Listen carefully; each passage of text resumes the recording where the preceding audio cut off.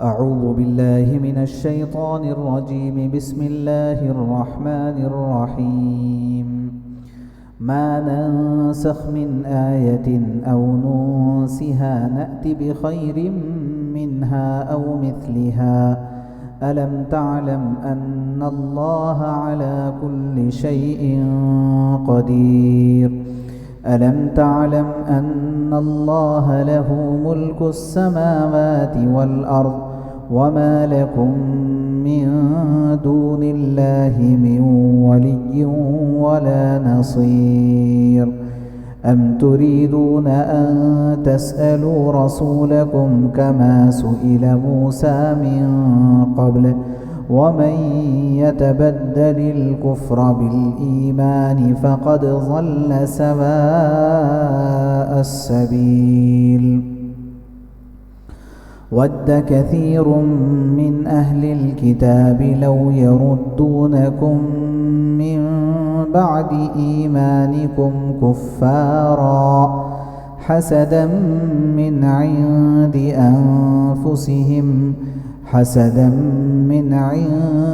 أنفسهم من بعد ما تبين لهم الحق فاعفوا واصفحوا حتى يأتي الله بأمره إن الله على كل شيء قدير. وأقيموا الصلاة وآتوا الزكاة وما تقدموا لأنفسكم من خير تجدوه عند الله إن الله بما تعملون بصير. وقالوا لن يدخل الجنة إلا من كان هودا أو نصارى تلك أمانيهم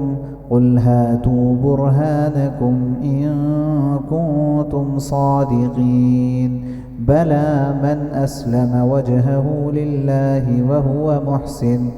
فله أجره عند ربه ولا خوف عليهم ولا هم يحزنون. صدق الله العظيم.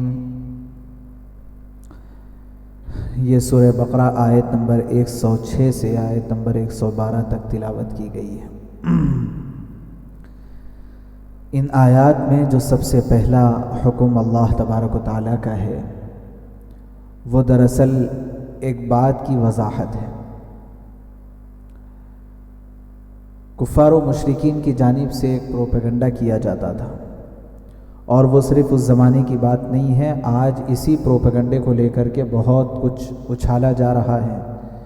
اور کوشش کی جا رہی ہے کہ قرآن و حدیث اور اللہ اور رسول اللہ صلی اللہ علیہ وسلم کی جانب سے مسلمانوں کو کیسے بدگمان کیا جائے. ظاہر ہے کہ ایمان تو نام ہے یقین کا، اور جب یقین ہے تو ایمان ہے، اور جب شک پیدا ہو جائے تو پھر وہ ایمان نہیں رہتا. اور جب شک پیدا ہو جائے اللہ کے بارے میں یا رسول اللہ صلی اللہ علیہ وسلم کے بارے میں یا قرآن پاک اور احادیث مبارکہ کے بارے میں، تو بندے کے پاس پھر کوئی پوٹینشیل باقی نہیں رہتا شریعت کے اوپر عمل کرنے کا. یقین ہے تو عمل کرے گا، یقین نہیں ہے، شک و شبہ ہے تو وہ عمل سے دور ہو جائے. عمل سے دور ہونے کی بنیادی وجہ یقین کا نہ ہونا ہے. اس وقت باطل کی جانب سے پوری کوشش اس بات کی جا رہی ہے کہ کس طرح اسلام سے اور دین سے لوگوں کو دور کر دیا جائے اور شک و شبہ میں مبتلا کر دیا جائے. چنانچہ اس پروپیگنڈے کو کامیاب بنانے کے لیے جن ہتھیاروں کو استعمال کیا جا رہا ہے اور جو اعتراضات کو بارہا دہرایا جا رہا ہے سوشل میڈیا کے ذریعے سے پوری دنیا میں پھیلانے کی کوشش کی جا رہی ہے، ان میں سے ایک یہ اعتراض ہے اسلام پر جو آج کی آیات میں جس کا جواب موجود ہے. وہ اعتراض یہ ہے کہ قرآن پاک میں بعض آیتیں منسوخ ہیں۔ تو یہ منسوخ آیات کو لے کر کے یہ سوال کیا جاتا ہے کہ کیا اللہ تبارک و تعالیٰ اولین و آخرین کا علم رکھتے ہیں یا نہیں؟ اور اگر رکھتے ہیں اور حقیقت میں رکھتے ہیں تو پھر اس بات کی کیا ضرورت پیش آئی؟ پہلے ایک آیت اللہ نے اتار دی اور اس کے بعد اس کو منسوخ کر کے دوسری آیت نازل فرمائی، اس کی کیا ضرورت پیش آئی؟ لیکن ایسی ضرورت پیش آئی اور قرآن پاک میں بعض آیتیں منسوخ ہوئی ہیں، شریعت میں بعض احکام منسوخ ہوئے ہیں، تو اس سے یہ جو ہے اعتراض کیا جاتا ہے کہ اللہ کو اولین و آخرین کا علم نہیں تھا، یہ اعتراض کیا جاتا ہے۔ یہاں ہمیں یہ بات ذہن میں رکھنا چاہیے کہ یہ کوئی نئی بات نہیں ہے۔ پہلے زمانے میں اور جو ہے گزشتہ 800 سال پہلے سے اس قسم کی کوششیں چل رہی ہے، آج تک چل رہی اور چلتی رہے گی، اور یہ اس زمانے کے کوئی نئے اعتراضات نہیں ہیں کہ کوئی یہ سمجھے کہ بھئی ہم پڑھے لکھے ہیں اور ایجوکیٹڈ ہیں تو ہم اپنی عقل کو لڑا کر کے یہ باتیں سوچ رہے ہیں اور سمجھ رہے ہیں۔ پہلے کے لوگ دیوانے تھے، ایسی بات نہیں ہے۔ آج جتنے سوالات اور اعتراضات ہیں پڑھے لکھے لوگوں کے درمیان،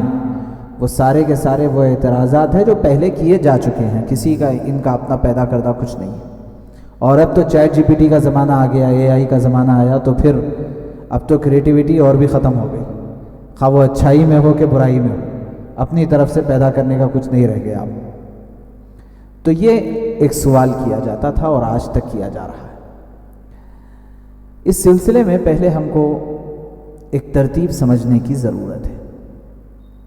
اور اس کے لیے ایک مثال ہے۔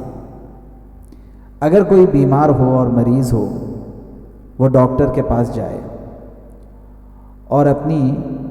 بیماری کی تفصیلات بتائے، تو ڈاکٹر نے اس کو دوا دی اور پرہیز بتایا اور کہا کہ دیکھو یہ دوا تم 1 ہفتہ کھائیں گے، پھر اس دوا کو روک دو اور پھر یہ دوسری دوا لکھ رہا ہوں، یہ دوسرا ہفتہ کھائیں گے، پھر آپ اس کو بھی روک دیجئے، پھر یہ تیسری دوا لکھ رہا ہوں، وہ آپ استعمال کیجئے۔ اب سوال یہ ہے کہ آخر اس ڈاکٹر نے پہلی دوا کو کیوں روکا، پھر دوسری دوا کو کیوں جاری کیا؟ بات بالکل واضح ہے کہ بھئی ڈاکٹر نے جب چیک اپ کیا اور بیماری کا اندازہ لگا لیا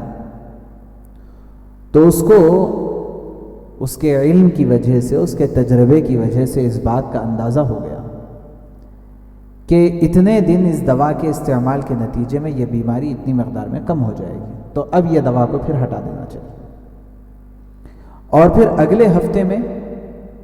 پھر یہ دوسری دوا استعمال کریں گے تو بیماری اور اتنی کم ہو جائے گی، تو پھر ڈوز اور چینج کر دیں گے۔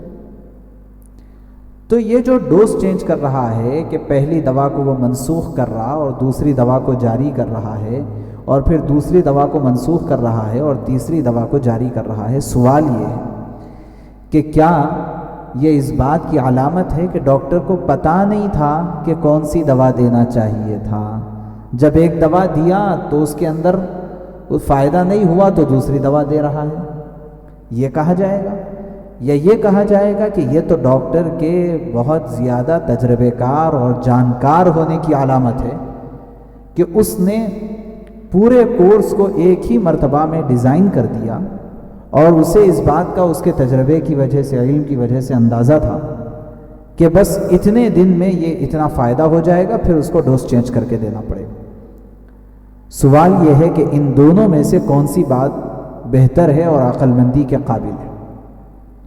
پہلی بات یہ ہے کہ ڈاکٹر کے اس دوا کو چینج کرنے کو کہا جائے کہ اس کو پتہ نہیں تھا، اس وجہ سے یہ چینج کر رہا ہے۔ دوسرا یہ کہ اس کو زیادہ پتہ تھا، اس وجہ سے وہ پہلی دوا کو کچھ دن کے لیے دے کر کے پھر دوسری دوا کا اس نے اضافہ کر دیا ہے، پہلی دوا کو روک دیا۔ ہر عقل مند آدمی یہی کہے گا کہ یہ ڈاکٹر کے مہارت اور اس کے زیادہ تجربے کار ہونے کی علامت ہے۔ ایسے ہی اللہ تبارک و تعالیٰ نے قرآن پاک میں ایک حکم نازل فرمایا،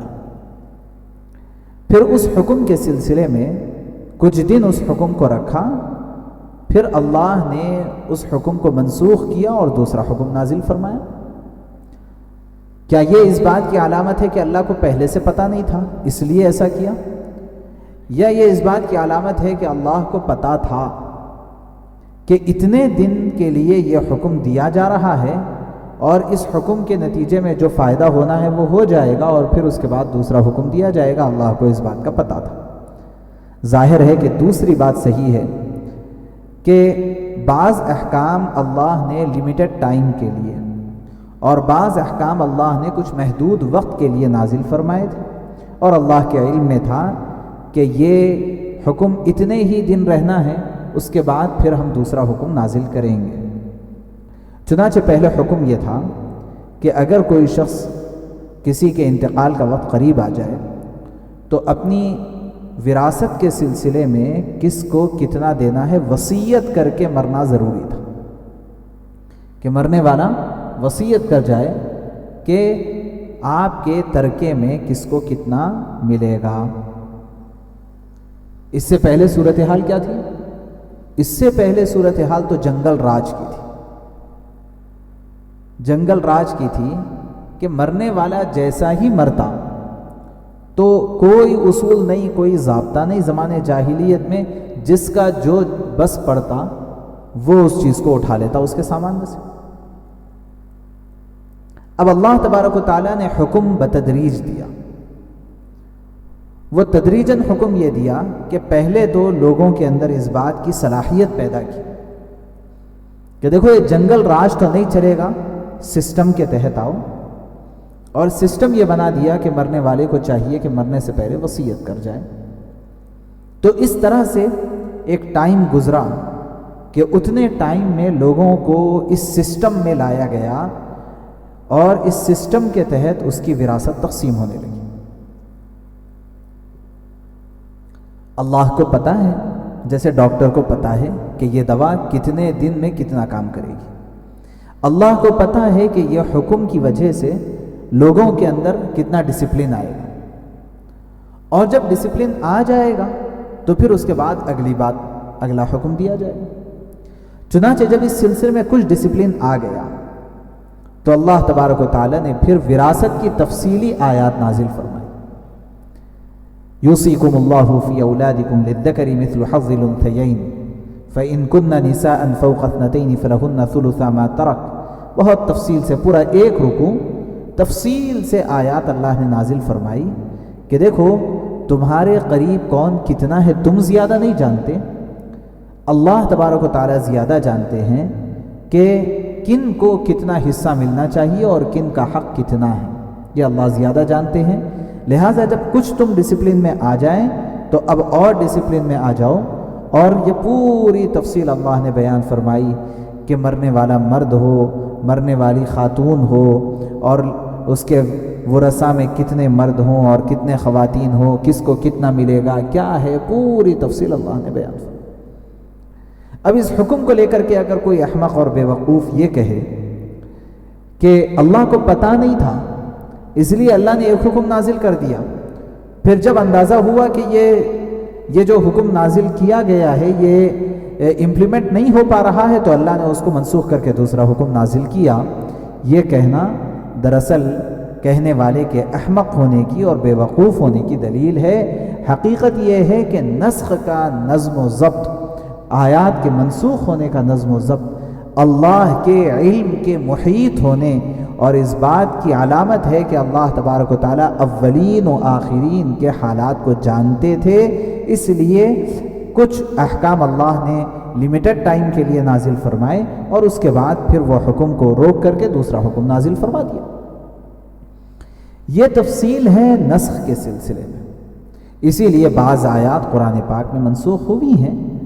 بعض کی صرف تلاوت منسوخ ہوئی ہے، حکم باقی رہا، اور بعض کی تلاوت اور حکم دونوں کے دونوں منسوخ ہو گئے، اور بعض آیات ایسی ہیں جن کی تلاوت باقی ہے اور حکم منسوخ ہوا ہے، ایسا ہوا۔ لیکن اس کی وجہ کیا ہے، ریزن کیا ہے، اللہ نے اس آیت میں بیان فرمایا، ما ننسخ من آیت او ننسیہا، کوئی ہم جب بھی کوئی آیت منسوخ کرتے ہیں یا اسے بھلا دیتے ہیں۔ منسوخ کرنے کے دو طریقے ہوتے تھے۔ ایک طریقہ منسوخ کرنے کا یہ ہوتا تھا کہ اللہ تبارک و تعالی نے اس آیت کو رسول اللہ صلی اللہ علیہ وسلم کے ذہن سے ہی بھلا دیا، تو منسوخ کرنے کا ایک طریقہ تو یہ ہوتا تھا، اور دوسرا طریقہ یہ ہوتا تھا کہ وہ اس کی تلاوت کی جا رہی ہے لیکن حکم منسوخ ہو گیا۔ تو اس لیے اللہ نے یہ دونوں باتیں بیان فرمائی ہے، ما ننسخ من آیت او ننسیہا، ہم جب بھی کوئی آیت منسوخ کرتے ہیں یا اسے بھلا دیتے ہیں تو کیا کرتے ہیں، ایسے ہی منسوخ نہیں کرتے، نأتی بخیر منہا او مثلہا، تو اس سے بہتر یا اس جیسی آیت لے آتے ہیں۔ اس کے بعد اللہ نے ہم سے ایک سوالیہ بات پوچھی کہ کیا تمہیں پتہ نہیں ہے کہ اللہ ہر چیز پر قادر ہے؟ جب ہر چیز پر قادر ہے تو اس بات پر بھی قادر ہے کہ کوئی حکم رکھے اور کوئی حکم منسوخ کر دے۔ اور اگر کسی کو اللہ کے احکام کے منسوخ کرنے پر اعتراض ہے تو اعتراض احکام کے منسوخ کرنے پر نہیں، حقیقت میں اعتراض اس بات پر ہے کہ اللہ جانتے نہیں، اللہ کے علم پر اعتراض ہے، اللہ کی قدرت پر اعتراض ہے۔ اللہ جب جانتے نہیں ہیں نعوذ باللہ تو کیوں احکام نازل فرمائے ہیں، یہ اعتراض ہے۔ تو اللہ نے اس کا جواب دیتے ہوئے فرمایا، الم تعلم، کیا تمہیں معلوم نہیں، ان اللہ علی کل شیء قدیر، کہ اللہ ہر چیز پر قدرت رکھتا ہے۔ الم تعلم ان اللہ لہ ملک السماوات والارض، آگے ایک اور وضاحت اللہ تبارک و تعالیٰ نے فرمائی، اور وہ وضاحت یہ ہے کہ ایسا سوال اور ایسی بات کہ کوئی حکم منسوخ ہوا اور کوئی حکم منسوخ نہیں ہوا، یہ آپ کس سے کریں گے؟ ظاہر بات ہے کہ اگر کوئی چیز آپ کی ہو اور آپ کے پاس سے لے لی جائے، ظاہر آپ کی کوئی چیز ہے اور آپ کے پاس سے وہ چیز چھین لی جائے، لے لی جائے، تو آپ کو اعتراض کا حق ہے کہ بھئی میری چیز تھی اور میرے پاس سے لے لی گئی بغیر کسی وجہ کے۔ لیکن جب اسلام کی لاجک ہی یہ ہے کہ آپ کے پاس جتنی چیزیں ہیں صاحب وہ تو بس ٹیمپرری آپ کو استعمال کے لیے اللہ نے دی ہے، آپ کا گھر آپ کا نہیں، آپ کا فون آپ کا نہیں، آپ کے کپڑے آپ کے نہیں، یہ ساری چیزیں تو امانت ہے اللہ کی طرف سے۔ آپ سوچتے رہ جائیں کہ میں اپنے پیسوں سے خریدا، آپ کے پیسے آپ کے کب سے ہو گئے؟ اپنی محنت کی خون پسینے کی کمائی ہے تو وہ خون پسینے کی کمائی آپ کی کب سے ہو گئی صاحب؟ محنت کی طاقت اور قوت تو اللہ کی دی ہوئی ہے، ورنہ کتنے لوگ ہیں جن کے پاس نہ اسکلز ہے، نہ ان کے پاس صلاحیت ہے، نہ محنت وہ کر سکتے۔ تو جتنی چیزیں ہیں، خواہ آپ کا علم ہو یا آپ کے مادی چیزیں ہوں، سب تو اللہ کی ہیں، تو آپ کہاں بیچ میں سے ٹپک گئے اعتراض کرنے کے لیے؟ یہ تو جتنی آیات ہیں اور جتنا علم ہے اللہ ہی کا تھا، تو اللہ کی مرضی، جس کو چاہے رکھتے اور جس کو چاہے منسوخ کرتے، تو آپ کہاں سے ٹپک گئے ہیں یہ اعتراض کرنے کے لیے؟ اس کو سمجھانے کے لیے اللہ نے فرمایا، الم تعلم ان اللہ لہ ملک السماوات والارض، کیا تم نہیں جانتے کہ اللہ ہی کے لیے ہے آسمانوں اور زمین کی بادشاہی، وما لکم من دون اللہ من ولی ولا نصیر، اور تمہارے لیے اللہ کے سوا نہ کوئی دوست ہے اور نہ کوئی مددگار۔ اس طرح کہیں تم اللہ سے دشمنی مول لو تو اللہ کو چھوڑ کر کے کہاں جاؤ گے؟ کوئی مددگار نہیں ہے اللہ کو چھوڑ کر کے۔ ام تريدون ان تسألوا رسولکم کما سئل موسیٰ من قبل، کیا تم چاہتے ہو کہ اپنے رسول سے سوالات کرو جس طرح اس سے پہلے موسیٰ علیہ السلام سے سوالات کیے گئے؟ سوالات کرنے کے دو طریقے ہوتے ہیں، ایک وہ سوالات ہے جس کے ذریعے سے علم میں اضافہ مقصود ہے، یہ تو کرنا چاہیے اور یہ محمود ہے، مطلوب ہے، اور جگہ جگہ قرآن پاک میں اللہ تبارک و تعالیٰ نے ذکر فرمایا ہے صحابہ کے سوالات کو، یسألونک عن الأہلہ، یسألونک عن المحیض، یسألونک کئی جگہ، تو وہ تو سوالات ہونے چاہیے، کیے ہیں صحابہ نے، اللہ نے بیان فرمایا۔ لیکن دوسرے قسم کے وہ سوالات ہوتے ہیں جو سامنے والے کو پیک کرنے، سامنے والے پر اعتراض کرنے، اس کو پریشان کرنے اور جو ہے اسلام کی جانب سے اپنے جو ہے بھڑاس کو نکالنے کے لیے سوالات ہوتے ہیں. ان سوالات کے سلسلے میں فرمایا یہ وہ جو شیطانی سوالات ہوتے ہیں، یہ تو شیطانی سوالات موسیٰ علیہ السلام سے بھی ان کے ماننے والے کرتے تھے، تو آپ سے بھی کرتے ہیں. کیا تم چاہتے ہو کہ اپنے رسولوں سے سوالات کرو جس طرح اس سے پہلے موسیٰ علیہ السلام سے سوالات کیے گئے؟ وَمَن يَتَبَدَّلِ الْكُفْرَ بِالْإِيمَانِ. تو دیکھیے اللہ فرماتے ہیں اور جو شخص ایمان کے بدلے کفر اختیار کرے، کیا پتہ چلا کہ اسلام پر اعتراض اور اس کو کریٹیسائز کرنے کی نیت سے سوال کرنا یہ کفر ہے. ہاں سمجھنے کے لیے آپ سوال کر سکتے ہیں، لیکن اس کے اوپر تنقید کے طور پر سوال کرنا کفر ہے. اسی لیے اللہ نے فرمایا وَمَن يَتَبَدَّلِ الْكُفْرَ بِالْإِيمَانِ، اور جو شخص ایمان کے بدلے کفر اختیار کرے فَقَدْ ضَلَّ سَوَاءَ السَّبِيلِ، وہ یقیناً سیدھے راستے سے بھٹک گیا. وَدَّ كَثِيرٌ مِّنْ أَهْلِ الْكِتَابِ لَوْ يَرُدُّونَكُم مِّن بَعْدِ إِيمَانِكُمْ كُفَّارًا. سمجھنے کی بات ہے، بہت سے اہل کتاب دل سے چاہتے ہیں، یعنی یہود و نصارہ. اس وقت بھی آپ غور کیجئے، پتہ لگائیے، اس وقت جتنا فساد پوری دنیا کے اندر مچا ہوا ہے وہ پورا کا پورا فساد یہود و نصارہ کی جانب سے ہے. اصلاً آپ کے پاس سوال کرنے کے لیے آنے والا سناتنی ہو، آپ کے پاس سوال کرنے کے لیے آنے والا جو ہے جین مذہب سے تعلق رکھنے والا ہو، آپ کے پاس سوالات کرنے کے لیے آنے والا وہ بدھزم سے تعلق رکھتا ہو، کسی سے بھی تعلق رکھتا ہو، یا ہمارا اپنا مسلمان بھائی ہو، لیکن ان کو یہ جو سوالات انجیکٹ کیے جا رہے ہیں اور ان کے دل میں اتارے جا رہے ہیں، یہ پوری محنت یہود و نصارہ کی ہے. اس کے اوپر پوری ہسٹری موجود ہے، پورے شواہد ہے، پورے گواہان ہیں. یہ ایسی بات نہیں ہے کہ جو بھی مسئلہ جو ہے ٹیڑھا ہونے لگے تو یہود و نصارہ کے اوپر تھوپ دو. ان مسائل میں سے ایک نہیں ہے یہ جو میں عرض کروں کہ جہاں کہیں کچھ نقصان ہو تو یہودیوں کے اوپر تھوپ دیا جائے کہ بہتی گنگا میں ہاتھ دھو لیے ان کے اوپر. ایسا نہیں، بلکہ حقیقت یہ ہے کہ مستشرقین کی ایک پوری جماعت ہے جنہوں نے پورے اسلام، قرآن اور احادیث کا مطالعہ کر کے اس میں سے مختلف سوالات انہوں نے قائم کیے، اور یہ سوالات پوری دنیا کے اندر وہ پھیلا رہے ہیں، آج تک پھیلا رہے ہیں. تو سوال کرنے والا، اعتراض کرنے والا سناتنی ہو، بدھسٹ ہو، یا وہ جین مذہب سے تعلق کوئی بھی ہو، یا خود عیسائی ہو، یا خود ہمارا مسلمان بھائی ہو، لیکن یہ سوالات آ رہے ہیں یہود و نصارہ کی طرف سے. کیوں؟ اللہ نے یہاں بیان فرمایا وَدَّ كَثِيرٌ مِّنْ أَهْلِ الْكِتَابِ، بہت سے اہل کتاب دل سے چاہتے ہیں کیا؟ لَوْ يَرُدُّونَكُم مِّن بَعْدِ إِيمَانِكُمْ كُفَّارًا، کہ تمہارے مومن ہو جانے کے بعد وہ کسی طرح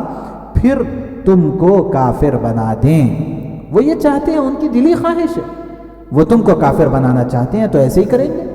تو کافر بنانے کے لیے کیا؟ زبردستی آپ کے اوپر مسلط ہو کر کے وہ آپ کو یہ نہیں کہیں گے کہ تم بولو کہ کافر، تم جے شری رام بولو، تم یہ بولو، وہ تو یہ نہیں کریں گے. بلکہ کافر بنا دینے کے لیے سب سے آسان طریقہ، دل میں جو یقین ہے اللہ اور رسول اللہ صلی اللہ علیہ وسلم کے تعلق سے، اور دل میں جو یقین ہے شریعت کے تعلق سے، جس یقین کی وجہ سے آپ اللہ کے سامنے جھکتے ہیں، جس یقین کی وجہ سے اذان پر مسجد پہنچتے ہیں، جس یقین کی وجہ سے آپ روزے اور نماز کی پابندی کر لیتے ہیں، بس اس یقین کو ختم کر دیا جائے، اس کو متزلزل کر دیا جائے، اس میں شک پیدا کر دیا جائے، تو کیا ہو جائے گا؟ اب وہ آہستہ آہستہ وہ شک کی سوالات اور اعتراضات پیدا ہو جائیں گے، اور یہ اعتراضات ہوتے ہیں جو اسلام کے دائرے سے باہر کر دیتے ہیں، اور بندہ کفر کی حالت میں زندگی گزارنا شروع کر دیتا ہے، کیونکہ یہ اہل کتاب کی دلی خواہش ہے. اور یہ دلی خواہش کیوں ہے وہ بھی اللہ نے بیان فرمایا. کوئی سوچ سکتا کہ بھئی ان کو ہم سے کیا لینا دینا ہے، ہم نے ان کو کیا نقصان پہنچایا کہ وہ ہم کو کافر بنا دے. اللہ فرماتے ہیں وہی جو حسد کا تذکرہ آپ تک کئی مرتبہ آیا، حسدا من عند انفسهم من بعد ما تبين لهم الحق، اپنے حسد کی وجہ سے، باوجود یہ کہ حق ان کے سامنے واضح ہو چکا ہے. وہی حسد جو بنی اسماعیل میں رسول اللہ صلی اللہ علیہ وسلم کے آ جانے کی وجہ سے بنی اسرائیل کو حسد ہو گیا تھا، وہ حسد کی وجہ سے وہ ہم سے بھی حسد کر رہے ہیں. فَاعْفُوا وَاصْفَحُوا، اللہ فرماتے ہیں دیکھو معاف کرو اور درگزر کرو. حتی یأتی اللہ بامرہ، یہاں تک کہ اللہ کا فیصلہ آ جائے، یعنی ان کے اوپر اللہ کا عذاب آ جائے، خواہ وہ دنیا میں ہو یا وہ آخرت کا عذاب ہو، دونوں جگہ عذاب ان کے اوپر آ رہے ہیں۔ ان اللہ علی کل شیء قدیر، بے شک اللہ ہر چیز پر قدرت رکھتے ہیں۔ اب اس کے بعد اللہ نے فرمایا کہ دیکھو ان باتوں میں نہ پڑو، اپنے کام سے مطلب رکھو، اپنے کام سے کام رکھو، اپنے کام سے جڑے رہو، اور تمام کاموں کے لیے سب سے اہم ترین کام آپ کو سوالات کچھ بھی ہوں وہ سوالات کو حل کرتے رہو ذہن میں، جو اسلام کے متعلق سوالات ہیں، لیکن عمل نہیں چھوڑنا، عمل کرتے رہو، سوالات آہستہ آہستہ ختم ہوتے رہیں گے، لیکن سوالات ہونے کی صورت میں عمل نہیں چھوڑنا۔ اقیموا الصلاۃ، نماز قائم کرو، وآتوا الزکاۃ، زکوٰۃ ادا کرو، وما تقدموا لانفسکم من خیر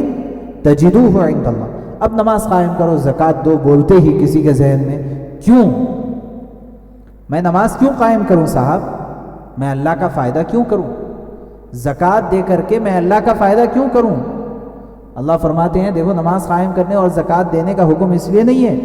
کہ تمہارے سجدوں کی وجہ سے اللہ کی عزت میں اضافہ ہو جائے گا نعوذ باللہ، اور تمہارے دو کوڑیوں کی وجہ سے اللہ کے خزانے میں مالداری میں اضافہ ہو جائے گا نعوذ باللہ۔ ہم ہمارے لیے نہیں، اپنے خیر کے لیے، تم اپنی خیر مناؤ، تم اپنے فائدے کے لیے، وما تقدموا لانفسکم، اور جو بھلائی تم اپنے لیے آگے بھیجو گے، تجدوہ عند اللہ، اللہ کے پاس اس کو پالو گے، تو اس لیے تم آگے بھیجو اپنے نیک اعمال کو۔ ان اللہ بما تعملون بصیر، تم جو کچھ کرتے ہو اللہ خوب دیکھ رہا ہے۔ وقالوا، یہ لوگ جو یہود و نصارہ تم کو سکھا سکھا کر کے بھیج رہے ہیں، ان لوگوں کی تو صورتحال یہ ہے، وہ کہتے ہیں لن يدخل الجنت الا من كان هودا او نصارى، کہ وہ کہتے ہیں جنت میں ہرگز کوئی داخل نہیں ہوگا سوائے یہود و نصارہ کے، جنت میں کوئی داخل نہیں ہوگا، اس لیے تم کو بھی وہ کافر بنانا چاہتے ہیں۔ اللہ فرماتے ہیں دیکھو باتوں میں پڑھنے کی ضرورت نہیں ہے، تلک امانیہم، یہ تو صرف ان کی خوش فہمیاں ہیں، یہ ان کی خوش فہمیاں ہیں۔ اگر واقعی ایسی بات ہے کہ وہی جنت میں داخل ہونے والے ہیں، ان کے علاوہ کوئی دوسری قوم جنت میں داخل نہیں ہوگی، جنت میں داخلہ کسی قوم کی قومیت کی بنیاد پر نہیں ہے، بلکہ اللہ کی فرمانبرداری اور نافرمانی کی بنیاد پر ہے کہ وہ یہود و نصارہ اللہ کے فرمانبردار بن جائیں گے، جنت میں داخل ہو جائیں گے، اور مسلمان ہوگا لیکن اللہ کا نافرمان ہوگا، وہ جنت میں داخل نہیں ہوگا۔ تو یہ بس خوش فہمیاں ہیں۔ اگر یہ اپنی بات میں سچے ہیں تو آپ ان سے کہہ دیجئے ہاتوا برہانکم ان کنتم صادقین، اگر تم سچے ہو تو دلیل لاؤ، اگر تم سچے ہو تو ثبوت پیش کرو کہ تم ہی جنت کے مستحق ہو اور کوئی نہیں، لیکن کوئی ثبوت نہیں، بس خوش فہمیوں میں کہے جا رہے ہیں، بولے جا رہے ہیں، جیسے ایک دیوانہ بکا جا رہا ہے ایسے۔ بلا من اسلم وجہہ للہ وہو محسن، اب اللہ فرماتے ہیں کون ہے جنت کا مستحق؟ فرماتے ہیں کیوں نہیں جس نے اپنے آپ کو اللہ کے حوالے کر دیا۔ اگر یہاں کہتے یہود و نصارہ نے، بلکہ مسلمان اللہ کے دین کے جنت کے مستحق ہے یہ کہتے، تو پھر وہ مسلمانوں کو یہ الزام دیتے کہ دیکھو ہم کو تو بول رہے ہیں کہ یہود و نصارہ نہیں ہے، اور جو ہے کسی قوم کی قومیت کی بنیاد پر جنت میں داخلہ نہیں ملے گا، اور یہ مسلمان قوم اپنے آپ کو مسلمان ہو جائیں تو جنت میں داخل ہوتے ہیں یہ کہیں گے۔ اس لیے اللہ نے فرمایا ایسا مسلمان جنت میں داخل ہوں گے یہ نہیں فرمایا، بلکہ یہ فرمایا کیوں نہیں جس نے اپنے آپ کو اللہ کے حوالے کر دیا ہو، من اسلم وجہہ للہ وہو محسن، اور وہ اچھے کام کرنے والا بھی ہو، فلہ اجرہ عند ربہ، تو ایسے شخص کے لیے اجر ہے اس کے رب کے پاس، ولا خوف علیہم ولا هم یحزنون، ان کے لیے نہ کوئی ڈر ہے اور نہ کوئی غم۔ اللہ سے دعا ہے کہ اللہ توفیق عمل نصیب فرمائے۔ سبحان اللہ و بحمدہ، سبحانک اللہم و بحمدک، نشہد ان لا